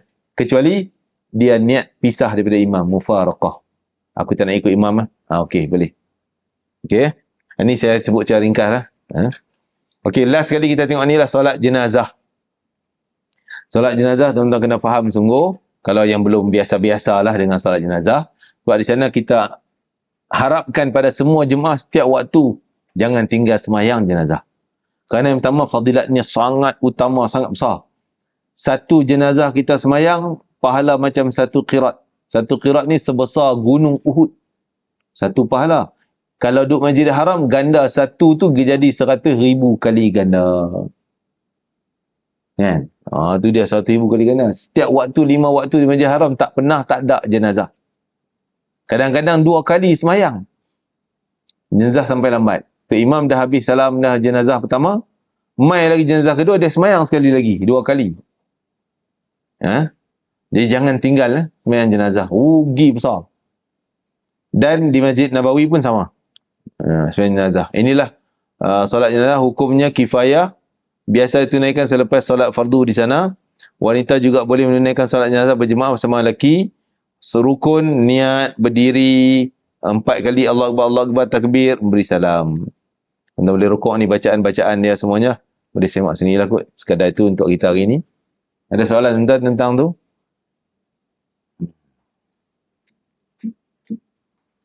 Solat Jumaat. Okey, kita ada lagi tajuk solat Jumaat ni. Solat Jumaat macam biasalah. Jumaat bagi lelaki, ada pun bagi perempuan, memang tak wajib pergi sembahyang Jumaat. Tapi kalau dia ada ruang, ada peluang, boleh ikut sembahyang Jumaat, dia dapat buat juga 2 rakaat, sah tak perlu ulang zuhur. Tapi selalunya kami-kami, saya lah dan ustaz-ustaz yang bersama saya ni, kita bagi tahu jemaah perempuan tak payah pergi sembahyang Jumaat. Bukan apa yang pertamanya, ruang kawasan perempuan tu kecil. Nak bagi peluang pada orang lelaki. Ada orang perempuan yang sembahyang, ada. Tapi tak ramai. Jadi akan jadi sempit orang perempuan sembahyang. Sempit sangat-sangat. Lebih berganda daripada sembahyang fardu punya. Sempit orang lelaki, orang perempuan. Dan laluan nak pergi tu, kalau macam orang lelaki, lambat-lambat boleh selit-selit celah orang. Kan? Kadang-kadang dia orang ni, kat belakang pintu tu penuh, depan tu ada kosong lagi. Kita nak melangkah di depan, payahlah orang perempuan.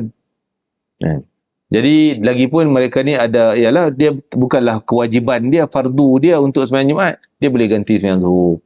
Selalunya kita, macam saya jemaah ni ahli wira sarjana, kita ada ustazah yang memimpin jemaah perempuan ni. Jadi hari Jumaat orang lelaki semua pergi masjid, kita suruh ustazah buat program untuk perempuan. Dia buatlah khatam Quran ke, baca Yasin, tahlil ke, lepas itu sembahyang Zuhur, tazkirah, ceramah sikit semuanya. Khas untuk perempuan je. Jadi hotel penuh kawasan tu untuk kawasan perempuan. Itu aktiviti untuk perempuan di sana. Di Masjid Nabawi pun sama je lah. Jugalah padat orang perempuan tu, terlalu padatnya. Kawasan banyak. Tapi cuma Masjid Nabawi dia tetap dah, kawasan perempuan bersatu lah. Sembahyang waktu pun bersatu, sembahyang Jumaat pun tentu juga. Untuk Masjid Haram Mekah, kawasan perempuan kalau sembahyang waktu biasa agak lebih besar. Tapi kalau sembahyang Jumaat dia kecil-kecil kan. Orang lelaki ambil kawasan perempuan. Okey, sembahyang Jumaat, kesimpulan. Jadi kita untuk di masyair, ingat lagi dah masyair tu apa? Arafah, Muzdalifah, Mina. Sepanjang 3 tempat ni, kita tak ada sembahyang Jumaat walaupun hari Jumaat. Macam tahun lepas, bukan tahun lepas, tahun 22. Kami di Arafah, hari Jumaat di Arafah, wukuf. Hari wukuf 9 Zulhijjah tu hari Jumaat. Jadi tak terasa lah sembahyang Jumaat. Kita tak buat. Kalau duduk di Mina pun, tak ada. Walaupun hari Jumaat, tak ada sembahyang Jumaat. Begitu juga sembahyang raya, kita tak buat. Okey, satu lagi jarak. Jarak tak boleh lebih daripada 300 hasta di sini disebut ni. Iaitu 135 meter. Apa dia jarak apa ni? Jarak orang saf yang terakhir dengan orang saf yang pertama. Kalau terputus tu, jarak dia tak lebih daripada 135 ni meter. Kan? Faham Tapi tak putus. Selalunya musim haji takkan putus lah. Jarak tu dia menyambung sampai 3 km belakang. 5 km belakang pun ada. Boleh jadi. Kan? Boleh jadi, saya tak rasa lain tu. Tapi kalau dekat 2 km tu pernah nampak. Kita pernah merasa. Kan? Belakang. Jadi kalaulah, contohnya kalau tuan-tuan boleh bayang lah. Saya cerita tuan-tuan boleh bayang kan. Kalau tuan-tuan duduk di Ajiat, di hotel selalu popularnya di situ, Hotel Saraya Ajiat. Kan? Okeylah. Tak mungkin tuan-tuan tak terbayang, tak apa. Jadi daripada dataran depan depan pintu istana yang saya kata tempat taik burung banyak tadi ni, dia akan menyambung sampai Ajiat. Kalaulah sampai Meridian hotel Lee Meridian. Sampai situ. Katalah orang last kali duduk kat dataran marble putih tu. Lepas tu orang sembahyang Meridian. Itu sempadan terakhir. Kita kata terakhir. Kalaulah tang Meridian tak ada orang sembahyang, tak ada orang sambung, dia sembahyang belakang lagi, dah 200 meter. 300 meter belakang, jarak terputus, dah 300, orang belakang tu tak sah sembahyang. Tak boleh ikut Tok Imam Masjidil Haram. Dia kena buat sendiri dia. Dia kena buat sendiri. Imam lain lah. Imam hotel punya. Kan? Tapi kalaulah jarak tu 200-300 meter, tapi tengah-tengah tu ada 3-4 orang, 3-4 orang, 3-4 orang. Yang tu tak putus saya kira. Tak sampai 100 meter. Dia lepas 50 meter ada pula 2 orang. Lepas 100 meter ada pula 3-4 orang buat saf. Semua ikut Tok Imam Masjidil Haram. Tu boleh sambung menyambung. Pergilah 5 km pun. Yang penting dengar. Memang dengar 300, 500 meter tu dengar. Kan? 1 kilometer boleh dengar lagi mikrofon dia. Hebat Nana. Okey, tuan faham jarak tu. Ada lagi syarat-syarat lain yang dia ambil kira, saya tak nak detail di sini. Okey, jamak takdim, jamak takhir. Ni tu tuan-tuan mungkin dah biasa tentang musafir semua. Cuma kita jamak di masyair kita sembahyang jamak. Yang tu jamak tanpa qasar. Sembahyang 4 rakaat kita sebut jamak tamam. Semualah. Kita duduk berapa hari? 8 bulan dah masuk Arafah, 9, 10, 11, 12, 13. 6 hari. Kita berada di masyair. 6 hari. Sepanjang 6 hari itulah jamak takdim. Kita tak buat takhir kecuali satu tempat yang takhir di mana? Ingat lagi tak? Di Muzdalifah sahaja jamak takhir. Adapun lain tempat semua jamak takdim. Okey. Orang tanya kenapa? Jamak apa tu Ustaz? Sebab kita tak boleh buat qasar dan jarak kita dekat sangat dengan Masjidil Haram. Mina kita 5 kilometer je. Nak jamak buat apa? Kita nama jamak kerana haji, lid nusuk. Nusuk, N-U-S-U-K itu istilah haji. Jamak kerana nusuk, jamak kerana haji. Sibuk haji, Allah bagi peluang. Ringkas sikit sembahyang jamak. Sebab tuan-tuan sibuk macam mana? Sibuk tandas tu. Kalau nak ulang zuhur sembahyang, asar sembahyang, maghrib sembahyang, tunggu isyak, waktu dia kita sembahyang pula. Jadi tandas menyebabkan kadang maghrib pun tak ada nak habis ni. Kita queue nak tunggu tandas, nak kencing, nak ambil wuduk pula, beratur, maghrib dah habis lah. Kan? Jadi isyak tertunda lagi, takut macam tu. Kan? Jadi lebih baik kita jamak takdim, senang, ringkas. Okey. Kalau tuan-tuan balik Mekah dalam masa 6 hari tadi sampai 13 bulan, mana tahu satu hari itu tuan-tuan balik ke Mekah. Balik Mekah terbatal, tak boleh jamak dah. Tak boleh jamak, kena buat on time semua. Okey. Syarat qasar, jamak takdim, kemudianlah kita ceritanya. Wallah alam, sekadar itu. Ya, sila.